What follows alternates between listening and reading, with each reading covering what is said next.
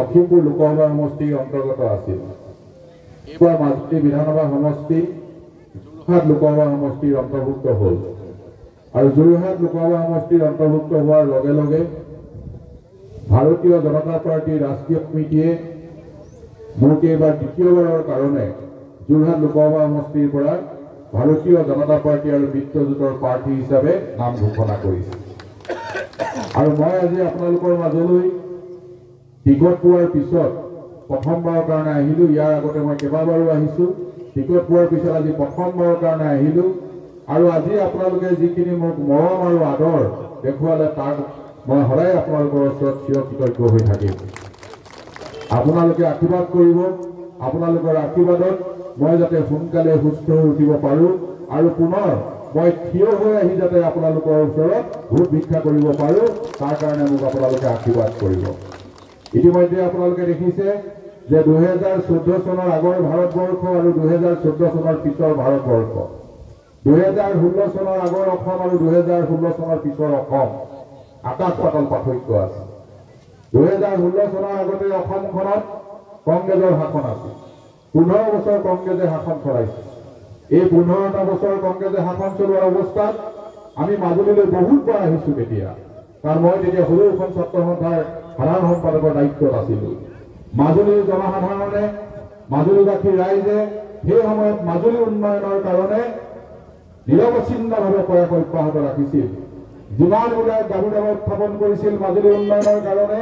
মাজুলী এখন দলং হ'ব লাগে, যোৰহাটৰ লগত সংলগ্ন হ'ব লাগে, এই দলংখনৰ তাৰ বাবে আন্দোলন কৰিছিল। মাজুলীৰ স্বাস্থ্য সেৱাৰ কাৰণে, মাজুলীৰ গৰাখহনীয়া সমস্যা সমাধানৰ কাৰণে বিভিন্ন সময়ত আন্দোলনৰ পন্থা ল'বলগীয়া হৈছিল। আৰু যিসমূহত মই সৰুখন ছাত্ৰ সন্থাৰ সম্পাদক হিচাপে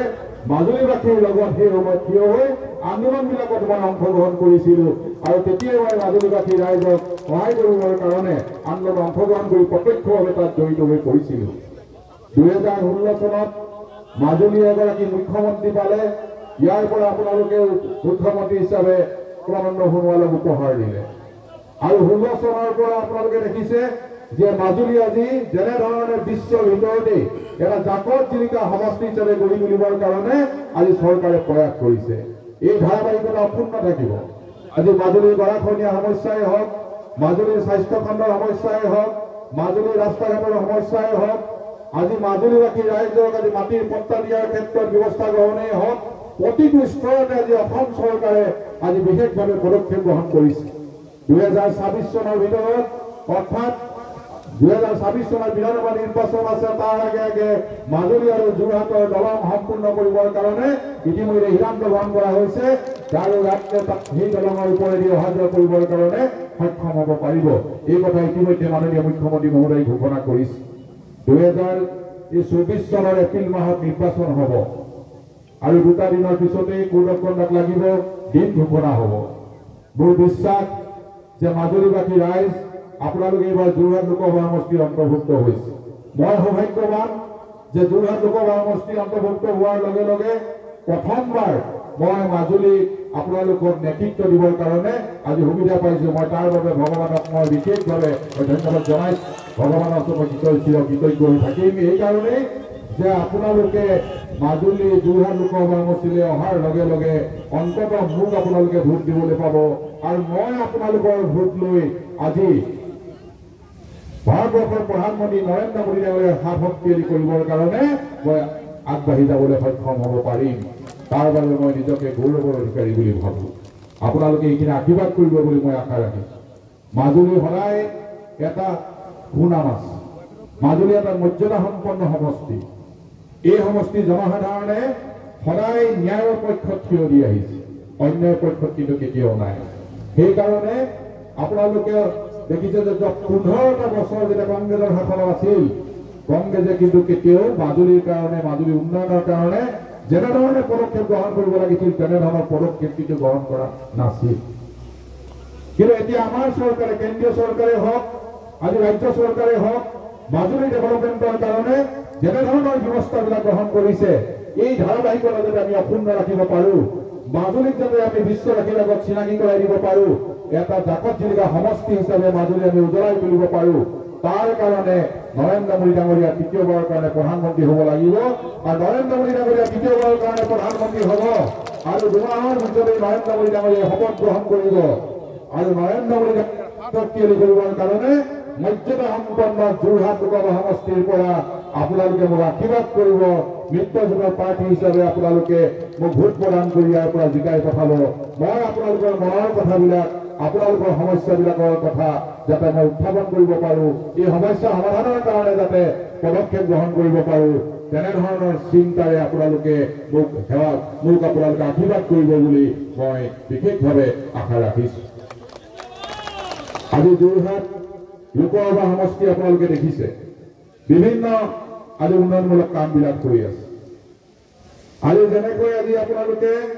মাজুলী বিভিন্ন সময়ত সমস্যাৰে জড়িত আছিল আজি মাজুলীৰ সমস্যাবিলাক নাইকিয়া কৰিবৰ কাৰণে চৰকাৰে বিশেষভাৱে পদক্ষেপ গ্ৰহণ কৰিছে আৰু এই পদক্ষেপ অব্যাহত থাকিব ঠিক তেনেধৰণে আজি মাজুলীৰ লগতে বাকী মোৰ যি 9টা সমষ্টি থাকিব সেই 9টা সমষ্টিৰ যিবিলাক আমাৰ সমস্যা আছে এই সমস্যাবিলাক আমি সমাধান কৰিব লাগিব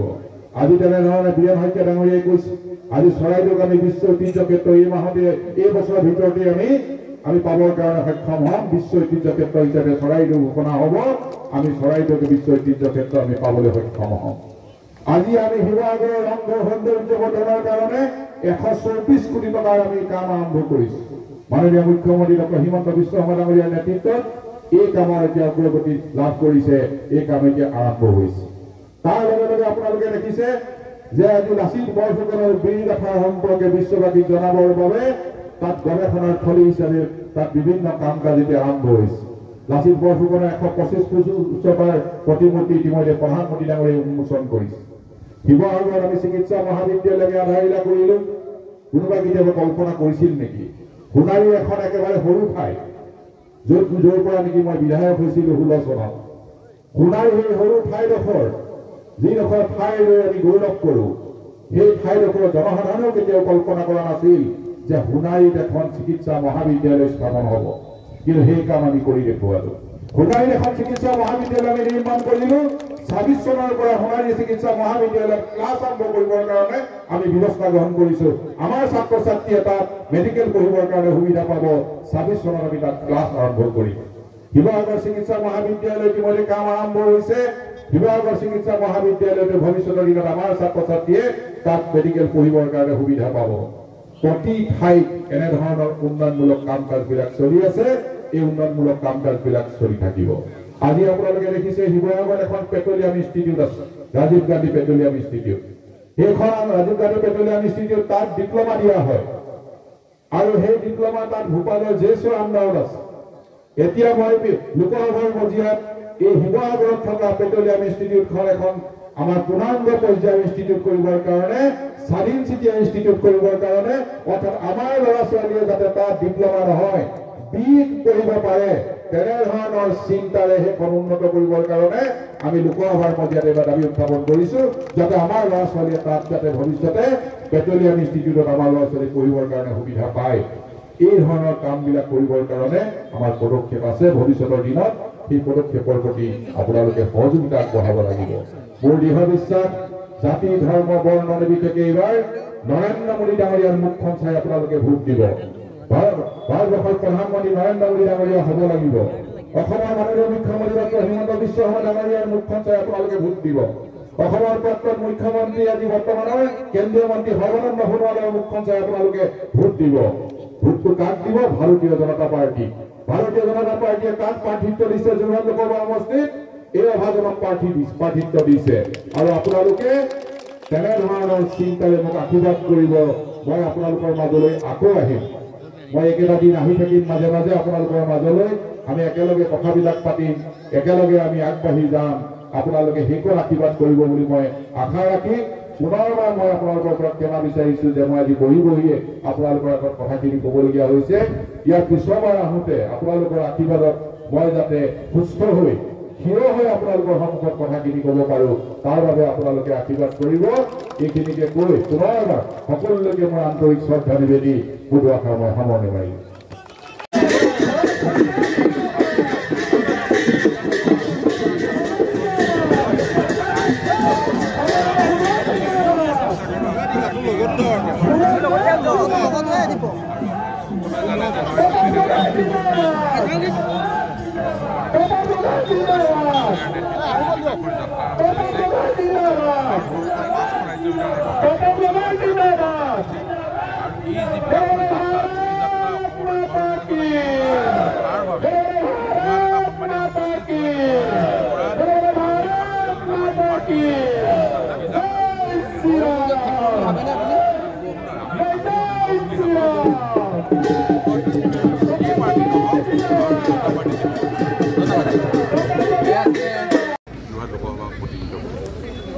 আৰু ইয়াৰ আগতে মই সোণাৰী বিধানসভা সমষ্টিৰ পৰা বিধায়ক হিচাপে নিৰ্বাচিত হৈছিলোঁ। অসম চৰকাৰৰ দুটা বিভাগৰ মন্ত্ৰী দায়িত্ব দিছিল আৰু সেইকাৰণে তেওঁলোকে যিসকলে মোক সমালোচনা কৰিছে তেওঁলোকে এবাৰ চাই লওক 16 চনৰ পৰা মই মন্ত্ৰী থকা অৱস্থাত অসমৰ ডেভেলপমেণ্টৰ কাৰণে কিখিনি কাম কৰিছিলোঁ তেওঁলোকে এবাৰ চাই লওক। আৰু যোৰহাট লোকসভা সমষ্টিৰ সাংসদ হিচাপে শাসকীয় পক্ষৰ সাংসদ হিচাপে আমাৰ যিখিনি দায়িত্ব থাকে সেই দায়িত্বখিনি আমি নিষ্ঠাৰে কাঠৰ পুতলা কি প্ৰত্যুত্তৰ দিব অখিল গগৈ আপোনাক যিহেতু মানে কাঠৰ পুতলা হিচাপে মই কৈছোঁ যে আমি ভাৰতীয় জনতা পাৰ্টি এগৰাকী নিষ্ঠাৱান কৰ্মী। ভাৰতীয় সংবিধানে যেনেধৰণে আমাক দায়িত্বখিনি পালন কৰিবলৈ দিছে সেই দায়িত্বখিনি আমি পালন কৰিছোঁ। চিঞৰ বাখৰ কৰিলেই সদনত এগৰাকী জনপ্ৰতিনিধি পৰিচয় দাঙি ধৰাটো নুবুজায়। সেইকাৰণে আমাক যেনেধৰণে সংবিধানে যিখিনি দায়িত্ব দিছে আমি যেনেধৰণৰ কামখিনি কৰিব লাগে সেই দায়িত্বখিনি আমি নিষ্ঠাৰে পালন কৰি আহিছোঁ সদায়।